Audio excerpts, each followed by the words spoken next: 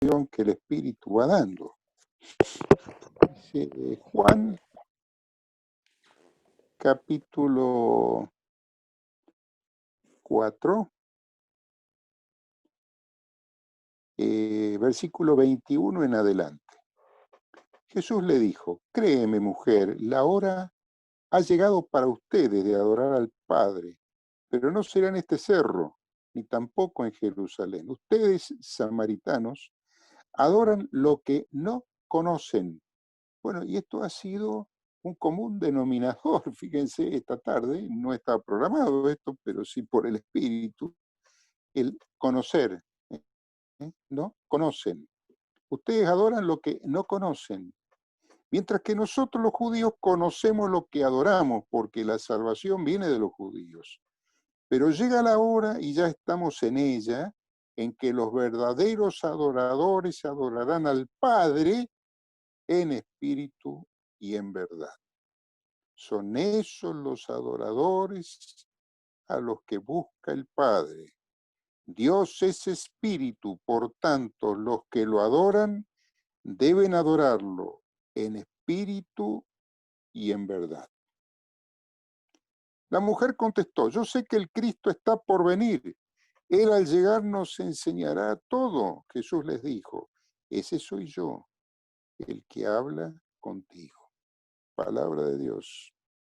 Te alabamos, Señor. Es decir, de Juan 4, desde el 21 al 26. Al 26. 26 inclusive. Ese soy yo, el que habla contigo. Miren qué bonito esto, ¿no? Jesús está hablando con nosotros y nosotros lo estamos buscando. Nosotros queremos encontrarlo cuando Él está buscándonos permanentemente. La parábola del hijo pródigo. Y nos llama a adorar al Padre en espíritu y en verdad. ¿A través de quién? A través de Él. Dijimos en la primera parte que, digamos, el Padre lo envía a Jesús para salvarnos, ya estamos salvados, y que somos hijos del Padre en su Hijo Jesucristo. Jesús podría haber dicho la única oración que hizo, el Padre Nuestro, podría haber dicho: Padre mío que estás en el cielo, santifico tu nombre, etcétera, etcétera. Sin embargo, dijo Padre Nuestro. Es decir, compartió su papá con todos nosotros. A eso vino. Entonces, el deseo del Padre, ¿cuál es? Que nosotros nos hagamos, a través del camino de santificación, parecidos a Jesús. Que pensemos como Jesús, que nuestros sentimientos sean los sentimientos de Jesús. Y así nos vamos a ir pareciendo a Jesús. Porque en realidad Jesús fue y es, ¿no es cierto?, la cara visible de Dios, del Padre. Él reflejó al rostro de su Padre. Es más, le dice: Felipe, Felipe, ¿cómo preguntás esa tontera? Que me ha visto a mí, ha visto al Padre. Desde el mundo, esto es como yo te pregunto, mostrame tu papá, y ahí terminamos con este dilema. Y él le dice: si me has visto a mí, y estás tanto tiempo conmigo, si vos me viste a mí, Felipe, has visto a mi Padre. Es decir, yo soy el rostro visible de mi papá. Y un rostro claro, diáfano, puro. ¿Por qué? Porque Jesús no tenía ninguna mancha. Entonces el espejo de Jesús, un espejo total y absolutamente limpio. Entonces, en ese espejo limpio se reflejó el rostro del papá. ¿Y qué nos pide Jesús a nosotros? Que nosotros limpiemos nuestro espejo, ¿para qué? Para reflejarlo a Él, para que seamos espejo de Cristo, espejo de Jesús en el mundo. Y claro, y acá viene nuestro problema, ¿cómo nosotros vamos a reflejar a Jesús si nosotros tenemos el espejo sucio? Y ya venimos con mugre desde el pecado original, de nuestros primeros padres, ¿no es cierto? Entonces, ¿cómo voy a reflejar a Jesús si mi espejo está sucio? Bueno, todos tenemos el espejo sucio, excepto la Santísima Virgen María, que tenía su espejo totalmente limpio, pero fue concebida sin pecado original, dogma de fe de la Iglesia Católica. Pero sacando a María como criatura o como criatura, el resto, todos venimos fallados de fábrica. ¿A través de qué? A través del pecado original. Venimos todos con una falla de fábrica. Bien.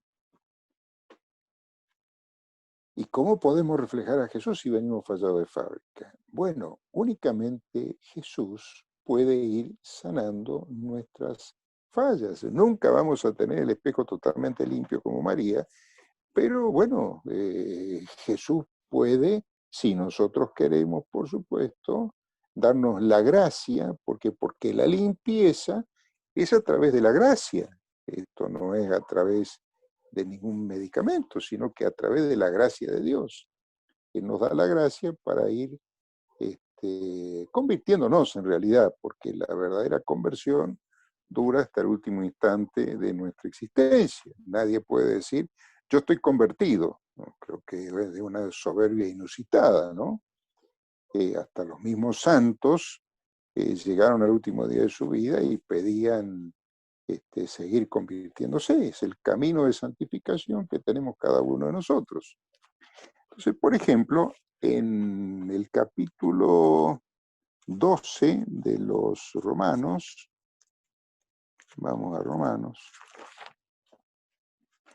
nos dice el Señor.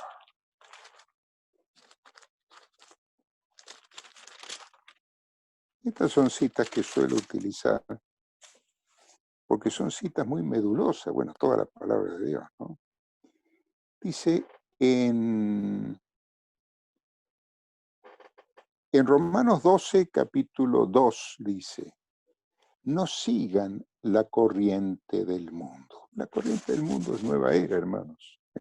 No sigan la corriente del mundo en que vivimos. Más bien, transfórmense por la renovación de su mente. Así sabrán ver cuál es la voluntad de Dios, lo que es bueno, lo que le agrada, lo que es perfecto. Entonces, ¿qué me dice el Señor? Marcelo, para hacerte cada día más parecido a mi Hijo Jesús, ¿qué tenés que hacer? Renovar tus pensamientos, renovar tus sentimientos. Señor, pues si yo vengo fallado de fábrica, estoy lleno de mugre. Sí, hijo mío, vos tenés mugre, todos tienen mugre, pero no son una mugre. ¿Por qué digo esto? Porque muchas veces las personas suelen decir, yo soy una porquería, yo soy una basura. No, si Dios no creó ninguna basura. Dios nos creó hijos, como vimos desde la palma de la mano de Dios. Nos creó hijos en su Hijo Jesucristo. Es decir, cuando Dios me creó, cuando Dios nos creó, eh, el modelo que tenía para crearnos a cada uno de nosotros era Jesús. Por eso quiere que vayamos haciéndonos cada día más parecidos a Jesús. Entonces me dice, bueno, vos querés ser cada día más parecido a Jesús, renova tu mente. Sí, Señor, yo quiero, pero no puedo. Es que no vas a poder, porque no hay terapia en el mundo que te vaya a hacer parecida a Cristo. Y entonces, ¿qué hago, Señor? Y lo que tenés que hacer es pedir la gracia, y yo te voy a dar los elementos para ir cambiando. Y bueno, y la llave, sabemos, de la sanación interior para ir cambiando nuestros pensamientos y nuestros sentimientos, ¿cuál es? El perdón. Quizá lo vamos a ver en estos días. Por eso es perdón, por don de quién y por don de Dios. Pero como vimos, el agua la puso el hombre, cambió el agua en vino Jesús. Pero nosotros tenemos que poner algo, es decir, tenemos que poner el agua. ¿Y cuál es nuestra agua? Nuestra agua es nuestra mugre. Es decir, yo quiero, pero no puedo. Me pasaron tantas cosas en mi vida, cosas tan delicadas, tan profundas, que yo no quiero perdonar, porque quiero que ese desgraciado o esa desgraciada se hunda en la mugre y si se muere, lo mato, la mato. Es decir, nuestro rencor, y muchas veces ese rencor es un rencor inconsciente, totalmente en el fondo de nuestras almas. Y por ahí decimos, no, sí, yo ya perdoné. Y nos mentimos a nosotros mismos, porque cuando nos encontramos con ese hombre o esa mujer de frente, queremos matarlo, porque lo odiamos. Y nos cuesta decir que nuestros sentimientos de odio, pero es la realidad, es la realidad. Entonces, ¿qué ponemos? Nuestra mugre, Señor, yo quiero, pero no puedo. Y si yo no quiero, Señor, dame la gracia de querer. Y ese es el paso más importante, porque el poder cambiar el agua en vino lo hace Jesús, pero el querer lo tengo que poner yo. Y si no puedo, pues si yo no quiero querer, Señor, dame la gracia de querer lo que tú quieres para mí. Y lo que tú quieres para mí, que me haga parecido a tu hijo. Y si vos querés que me haga parecido a mi hijo, y yo quiero hacerme parecido a tu hijo, Jesús, dame la gracia de quererlo, Señor, porque solo no puedo.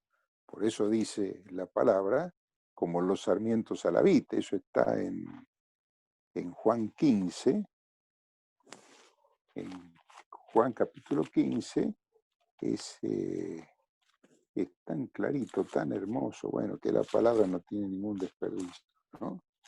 En Juan 15 nos dice el Señor: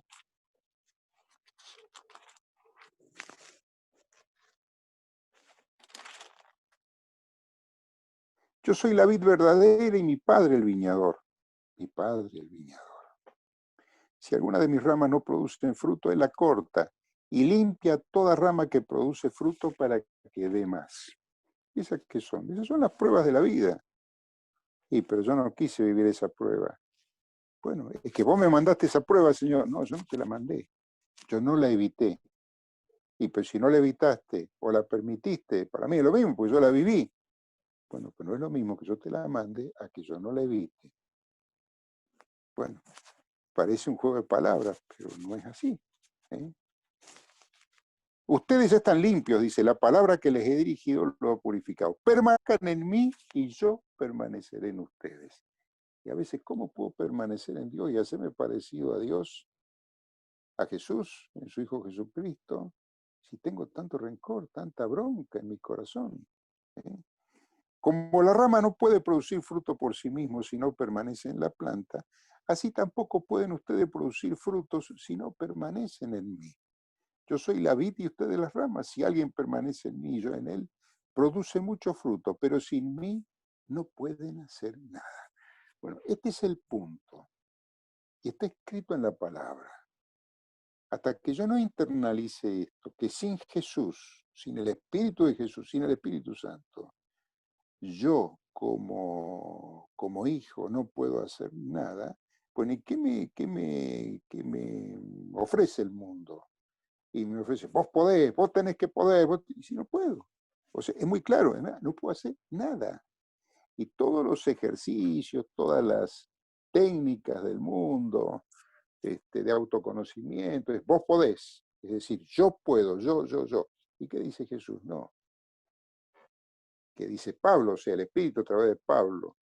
Yo nada puedo, dice Pablo, pero todo lo puedo en aquel que me fortalece, en Cristo que me fortalece.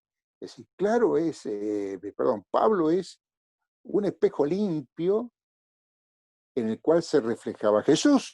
Sí, pero Pablo fue un asesino. Y sí, lo mató Esteban. ¿Y cómo puede ser que si lo mató Esteban, Pablo llegó a ser santo. Y bueno, y qué santito, ¿no? Las cartas de Pablo guían, el Espíritu guía a través de las cartas de Pablo nuestras vidas. O sea, el Espíritu va hablando a través de Pablo, pero va hablando a través de un ex asesino. María Magdalena, bueno, una ex mujer que parece que era bastante casquivana o que tenía una vida, digamos, bastante complicada. Y Agustín, bueno, está escrito que tenía un hijo natural, un hijo sin haber estado casado. Bueno, es que si nosotros no somos más papistas que el Papa, hermano, como dice el dicho.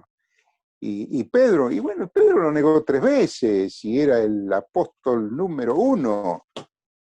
Yo te voy a seguir hasta... Y después lo negó 3 veces. Es decir, nadie, hermano, nadie puede gloriarse, como dice la palabra también, a sí mismo. Hay que gloriarse en Dios. ¿De qué?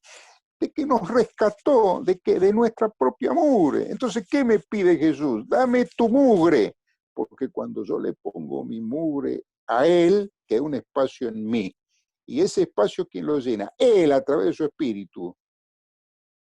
Entonces, disminuyo yo y crece Cristo en mí. Pero si yo no le doy mi mugre y me hago cargo de toda mi mugre y no quiero saber nada y yo no se la doy, mi mugre puede ser mi rencor, puede ser mi falta de perdón, puede ser mi vicio, puede ser mi debilidad. Cada uno sabe la mugre que tiene. Bien.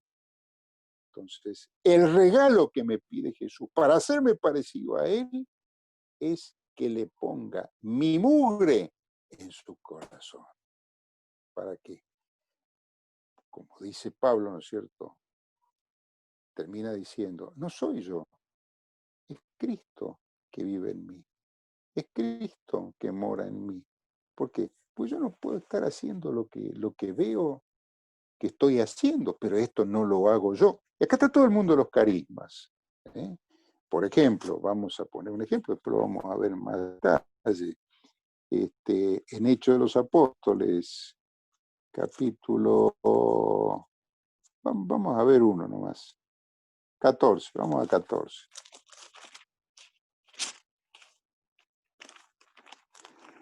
En Hechos 14 dice,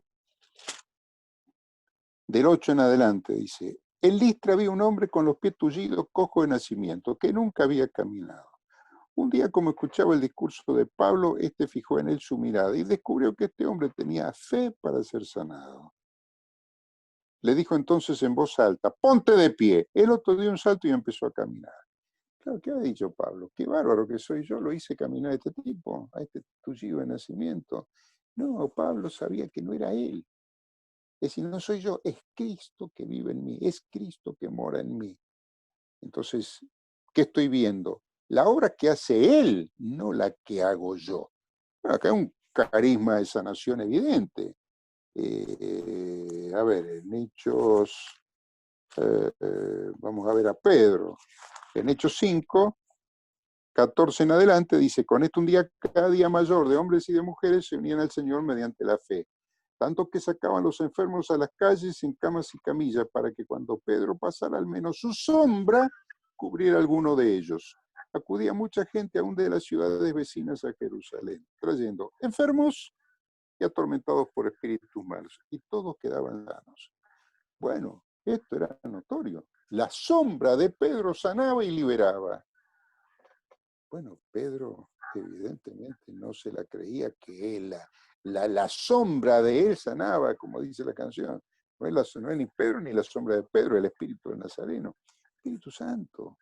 Entonces, estos eran hombres que pusieron su mugre en Jesús, se arrepintieron de haber hecho cosas que no son de Dios, que no son de Jesús. ¿Y qué pasa?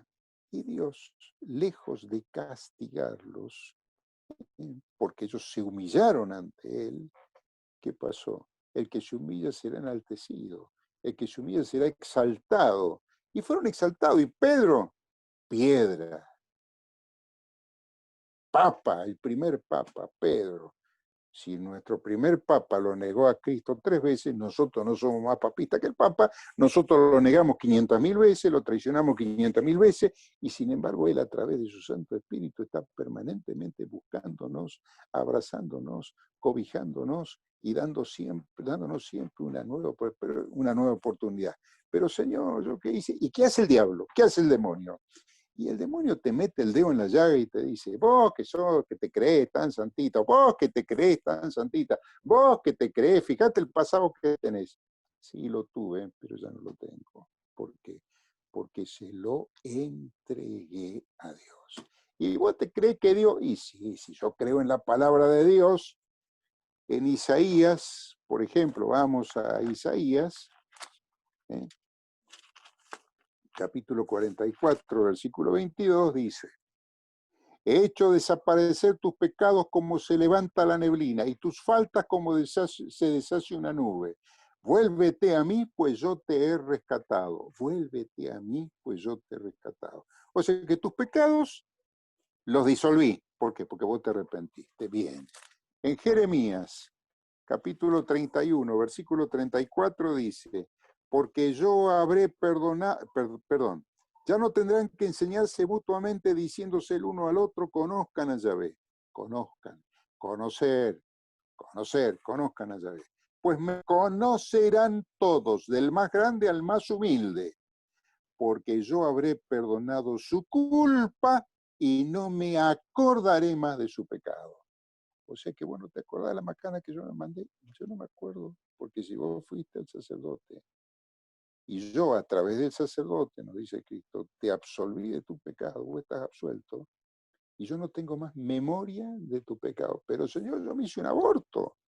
Mirá la macana que me dio, yo fui adúltero. Te confesaste, te arrepentiste. Eso no existe para mí. Bueno, si nosotros no creemos esto, hermanos, vamos a vivir mal, vamos a tener una calidad de vida pésima. ¿Por qué?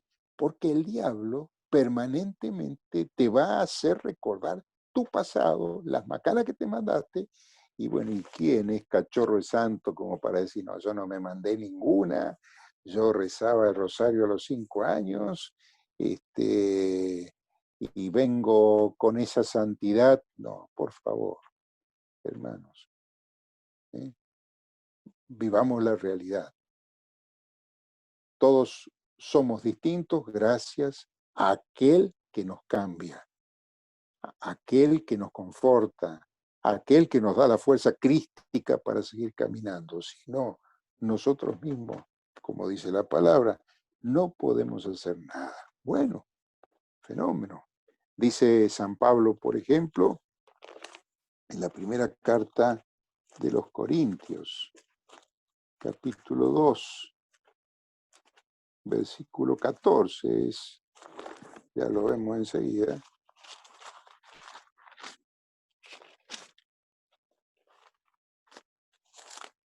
Primera de Corintios, capítulo 2, versículo 14 en adelante.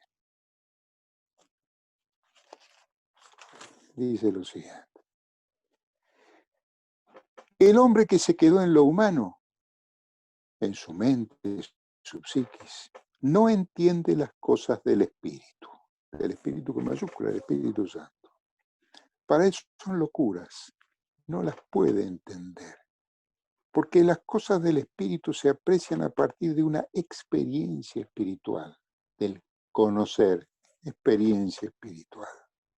En cambio, el hombre espiritual juzga de todo, y precisamente nosotros tenemos el pensamiento de Cristo. Esto dice San Pablo. O sea que Pablo dice que él piensa como Cristo. Si vos lo ves desde el mundo, decís, este tipo realmente es un psicópata, ¿no?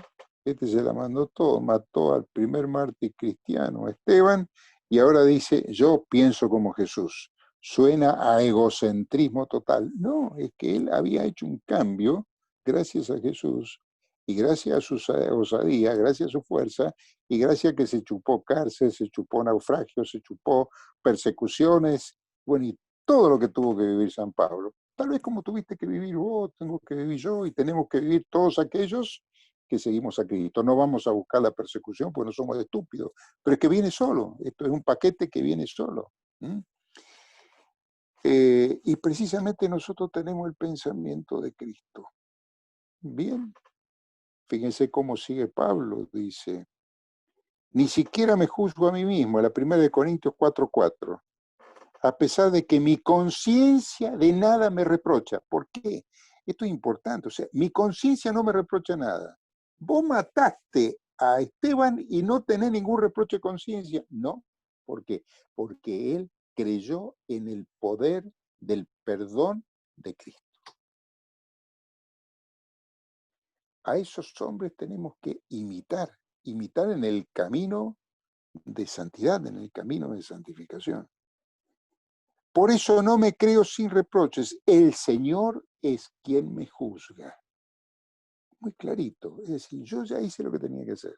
Me arrepentí de lo que hice y no tendría que haber hecho. Me arrepentí de corazón. Lloré mi culpa. Me confesé. Me reconcilié con mi Padre a través del sacramento de la reconciliación. Comulgué a Cristo. Puse todo en Cristo, mi mugre, arrepentido estoy o arrepentida estoy, ¿y qué pasa? Y no tengo reproche de conciencia. Bueno, eso es lo que quiere Jesús de cada uno de nosotros, que nos hagamos parecidos a Él. Por eso dice, el hombre que se quedó en lo humano no entiende las cosas del Espíritu, no entiende las cosas del Espíritu. ¿Por qué? Porque es imposible entender las cosas del Espíritu a través de la psicología. Es imposible. Y el hombre que se quedó en lo humano, ¿en qué se quedó?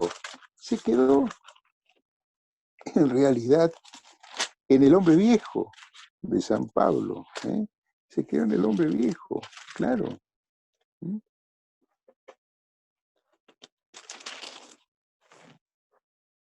Dice, por ejemplo, nos pide a nosotros que tengamos el pensamiento de Cristo. Por ejemplo, en Mateo 16, versículo 13, dice, al llegar Jesús a la región de Cesarea de Filipo, preguntó a sus discípulos. Él lo venía formando a los muchachos, pero también él le iba dando su pedagogía, o sea, los iba probando a los muchachos. Dice, ¿quién dice la gente que soy yo, el Hijo del Hombre? El Hijo del Hombre, fíjense la humildad de Jesús. Él mismo se llama a sí mismo el Hijo del Hombre. Ellos dijeron, unos dicen que eres Juan el Bautista, otros dicen que eres Elías, otros que Jeremías o alguno de los profetas. Jesús preguntó, y acá viene la pedagogía de Jesús, y nos pregunta a nosotros, ¿y ustedes quién dicen que soy yo? Simón contestó, tú eres el Cristo, el Hijo del Dios vivo.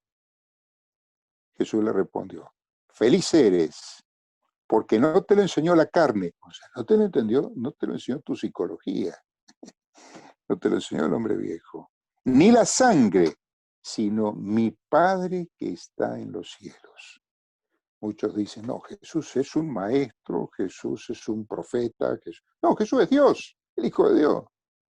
Y ojo que muchas veces nosotros nos desviamos de esto porque hay, bueno, teorías en el mundo, filosofías, que nos desvían del centro, del eje. Jesús no es un profeta, Jesús es Dios.